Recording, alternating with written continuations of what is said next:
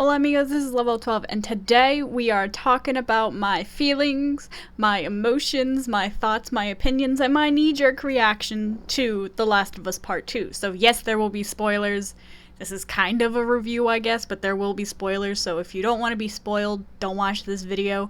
That's all the warning you're gonna get, so let's get into it. So, just a little backstory with me in this game. I remember I have very fond memories of watching the first Last of Us with my sister. My first post on Instagram was actually about The Last of Us along with the Walking Dead game. So I had no idea this game was even in development because I didn't think The Last of Us 1 necessarily needed a sequel. I'm not upset that it's out, by the way. I am not upset at all. But I think a couple days before the game came out, I started seeing trailers being recommended to me about The Last of Us. That would be, on my YouTube app, that would be the top trailer every time. And I didn't want to get any kind of spoiler. I went into this blind. I had no idea who the characters were going to. I knew Ellie and Joel were going to be there. I didn't know who the characters that were coming in. I didn't know the story. I was just, give me more The Last of Us content because I love this game. And before I saw the game came out, and I'm like, wait, it was 7 years ago. I was like 11 or 10 when the original Last of Us came out, and I didn't actually watch all of it. I remember watching very specific parts with my sister, so I spent maybe a week and a half just watching an old playthrough of The Last of Us just to get the story back, so I was super amped to go into it.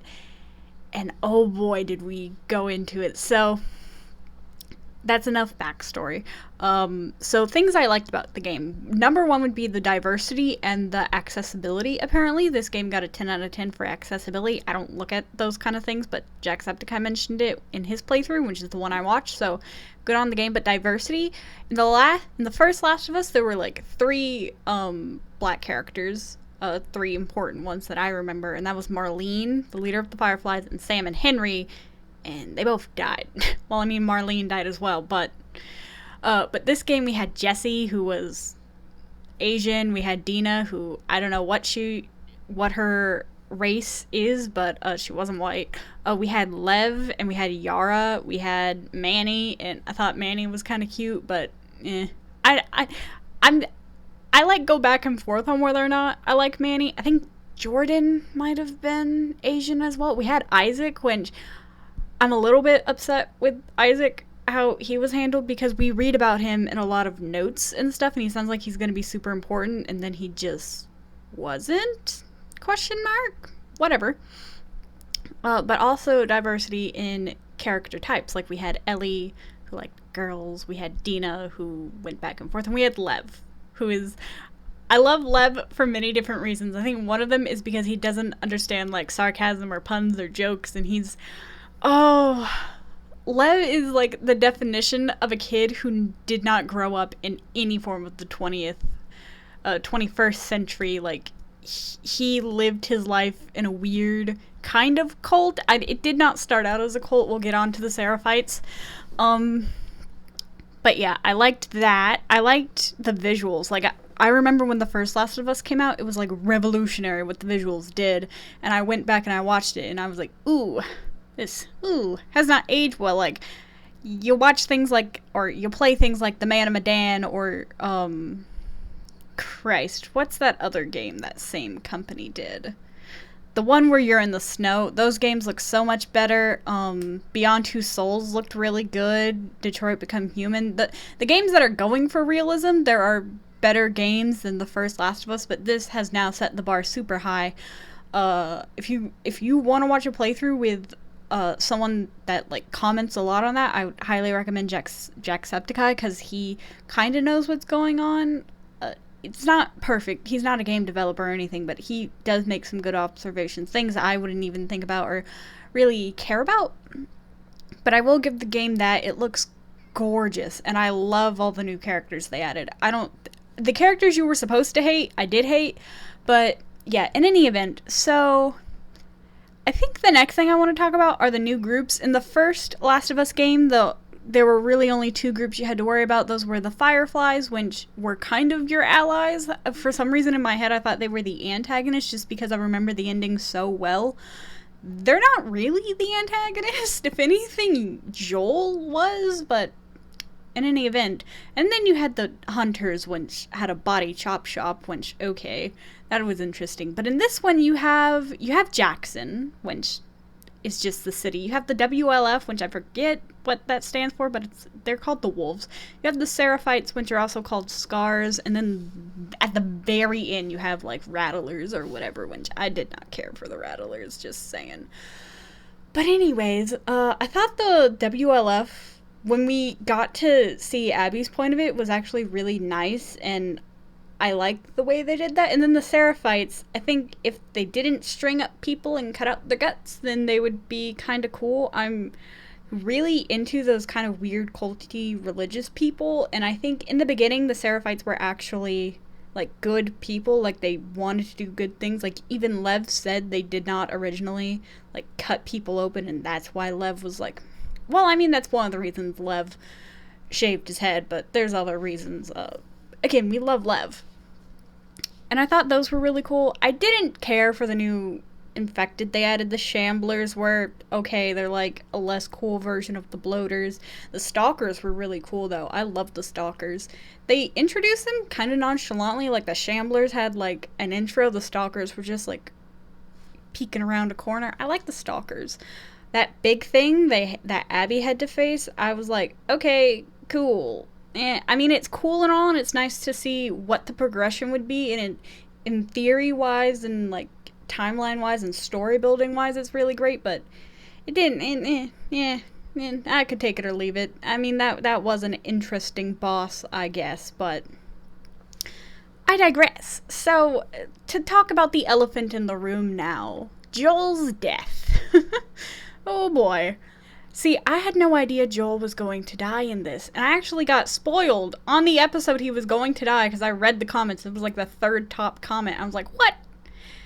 Like, I had a feeling he would die. Like, I had a feeling, like, I had a feeling, because what really are you going to do? I'm not upset that he died. I know a lot of people are upset that he died, and Jacksepticeye made the really good point that a lot of people praised him as a hero. I never had a hero complex of Joel. Even before I rewatched The Last of Us, I was pretty towards Joel because of how he saved Ellie, and I would have much more preferred, as much as I love Ellie is probably my third favorite character. Well, she had a character assassination, but I liked Joel and Ellie's dynamic. I did not like Joel as a person, and so I'm not saying he should have died, but I'm more okay with his death, because I never praised him as a hero. I knew he wasn't the antagonist, or I knew he wasn't the protagonist, and it's just like, Joel's dead, alright. I hated the way he died. It was so unceremoniously. Like, he just gets beaten to death by Abby.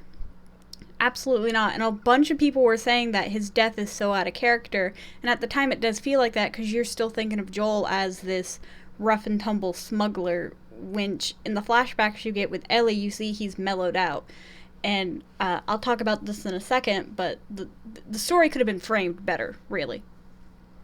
And I just wish his death, not that it had lingered, but we got more time with it, because it wasn't a hard cut necessarily between Joel's death and Ellie sitting at his grave, but it was a cut that it didn't feel right. Like, his death didn't feel good or right. I feel like his death should have been more. There should have been more to it. And I mean, this entire game is because of his death, but it's not what I wanted per se.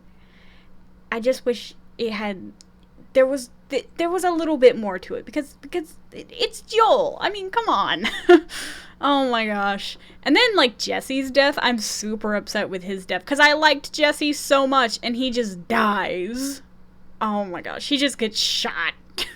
I'm so upset with that one. Oh my gosh. Story-wise, not gonna sit here and lie to you. Story-wise, not... I mean, it was okay. It lingered. It definitely lingered. Like, the sections with Ellie, like her going back and forth between going through Seattle and going back to the theater, like, that was absolutely annoying. Like, I hated that. It made me actually nauseous to think of her going back and forth. And just the way Ellie was so determined to get to Abby, like, that felt so out of character. We will get to her character assassination, I promise. Abby's story. For some reason, I was so much more interested in Abby's story because we knew nothing about her. Her entire character could be molded for us. And I liked seeing the WLF. I liked Abby's interaction. I liked Abby's, like, drive. I liked who she was. I liked her character. I liked her fighting style. Well, I mean, technically you can play it however you want, but Abby definitely felt like she had a more gung-ho fighting style. I just cared so much more for Abby's story, and that's one of the ways I think they could have fixed it, is play all of Abby's story, and then when she sees Owen and those people dead, you find out that it was Ellie. Like, in the background, all the time you hear, oh, Nora's dead, oh, Leah's dead, oh, Jordan's dead, or there's trespassers, like, you're like, who? And then you find out it's Ellie. And then you do the cut to Joel's death or something to that effect. Or then you play when Abby and her people went to go find Joel. That is what you do. All of the Ellie build-up, like, yeah, we get to learn about her and Dina and all that jazz. And I'm not saying they couldn't have done the dual split story, but I just... less Ellie, more Abby. To be honest here. To be honest with you all, because the way... I guess we can talk about Ellie's character assassination now. In the first Last of Us, to be honest, you don't play much as Ellie, but you get that she has a sense... She's a wisecrack, she's sarcastic, she doesn't really have a filter, but she seems to have a morally good compass. She wants to do the right thing. She wants to be good. She doesn't want to be a bad person. And I get that. And I felt like that was the pinnacle of her character. And this just destroyed that. And I mean, you can do that. They had guts for doing that. I just don't know if I liked it or not, to be quite honest with you. And I think that's okay. That I don't, like... It's okay that they did that, but I'm also, like, in my right to be, like...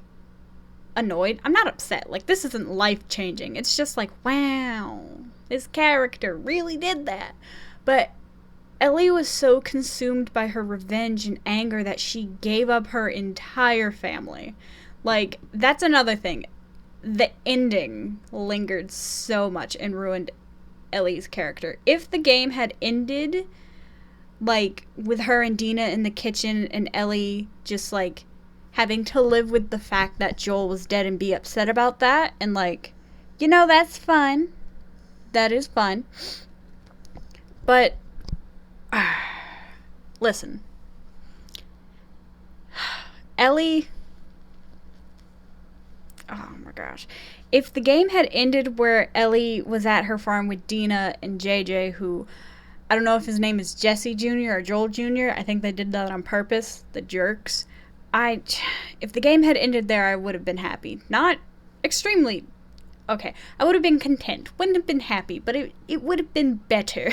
Let me just say that. It would have been better than the ending we got, where we see Ellie so consumed and destroyed by her greed that she loses 2 fingers and she loses her wife and her kid. Absolutely abhorrent. So horrible. And I think the song that Joel played at the beginning, that was very intentional. The if I ever were to lose you, I'd surely lose myself. That is. I know what you were doing there, game. Someone pointed out on the comments, and that's when I really started realizing that they meant that quite literally. Ellie literally lost herself, and I just can't. I liked how Abby and Lev left. I hope they really get to the Fireflies. I really just want the best for them. Ellie, maybe she kind of deserved losing her wife and kid because she had to be gone for months to get to Santa Barbara. From, where were they? Utah, Wyoming, or something like that? She had to be gone for months. And traveling by sea? Oh my gosh.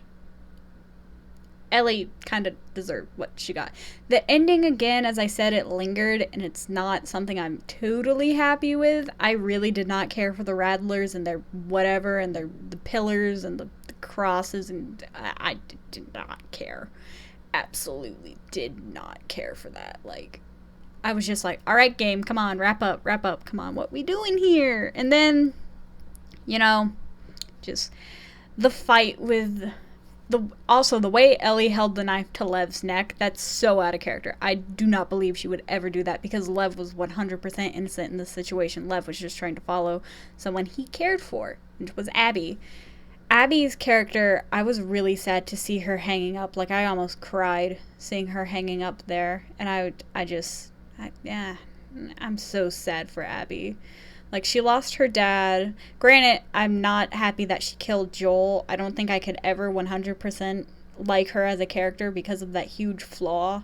Because she killed Joel. Like, she got consumed by revenge, definitely. Like, there's a two-way street. And I guess next we can talk about the messages of the game. But I felt so bad for Abby. Also, Ellie, maybe the game should have also ended with Ellie sitting in the water crying. I think that would have been not a good ending, but an okay ending of her. You know? I mean, yeah, it's important that she had that little flashback with Joel. That's another thing I want to talk about, but I guess we can talk about the themes now. So the themes really were, one, revenge is bad, more or less. That's what it boiled down to. What do you get from revenge? I mean, it didn't even work out in Abby's case, because revenge just swirls revenge. Like, if Abby had, like, just gotten away scot-free, no, she lost her hair. She looked like she had lost muscle mass, to be honest, when she was on the pillars. I don't think Lev's making it out of that situation, but Abby didn't make it out either, and the game was very poignant about showing that this is what happened to Abby when she sucked her revenge, and this is what happened to Ellie when she looked for her revenge. And it's a very anti-revenge game. It's one of the other themes which I think it tried so hard to portray, but it just didn't reach the point, was war. Not really war, but like, there's two sides to every story, and maybe going to pointless death is bad, which, I mean, if anyone tells you that's good, maybe don't hang out with them. But it really hit home on the there's two sides to every story, because when you're going around with Ellie and you see the WLF, you're like, oh, they're jerks. They're like Fedra, but reskinned. But no, you see the WLF have a proper, like camp in the stadium, and then all you hear about the Seraphites are they're whistling. Like, that's very culty. First of all, their whistling was really cool. I like that. And then you see them string people up and gut them, and you're like, oh. And then you hear them being called the Scars, which is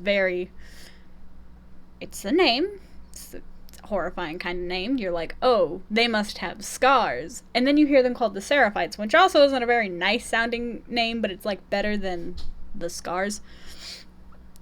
And I mean, you don't really get that kind of intro with the Seraphites. You don't see how they're, like, good. I mean, if you string up people, how good can you be? But in any event, you see that they're self-sufficient, and they're really just trying to live kind of an Amish lifestyle, if I'm gonna be honest here. They're living their farm dreams, and that's just, yeah, war bad. That's basically it. I felt like it was at the pinnacle of doing that, because I think the WLF fell as well, but you see the Seraphite village burning to the ground, and it's just like, all right, I pick up what you're putting down. And I think it just fell a little flat. Like, they tried really hard, and I don't mean to, like, take away from all they did, but I just felt like that their way of handling that was a little flat. But that's just my opinion. Other people can disagree. I keep on forgetting to mention this, and I meant to mention it at the beginning, but the collectibles in this game, at least for the first half, was really fun. The card collectibles, oh my gosh, there's going to be an entire separate video on those card collectibles. I thought those were super fun. I didn't care for Abby's coins really much. I know her dad, like, collected coins, but it's how much you make such a fun collectible at the beginning. You think I'm going to care about coins from, like, Arkansas and Hawaii and Alabama? Absolutely not. Definitely not. But I like the card collectibles. That was cute. The next thing I want to talk about probably is Isaac. He, because again, you go around Seattle, which, by the way, the aquarium, my favorite area to play in. If I could just, like, I would just replay all of the nice parts of the aquarium, like their date and like getting Lev a little shark toy. Like, I would replay all of those. I loved the aquarium. But yeah, Isaac, you go around Seattle and you pick up a bunch of notes, and Isaac is mentioned in a lot of them, and you find out he's the leader of the wolves. He's a little unhinged, and just, you see him for like 2, maybe 3 scenes, and in the first one, he's very intimidating, and he gives me very, Carver vibes from The Walking Dead. Very intelligent, very smart, very scary, and very respected.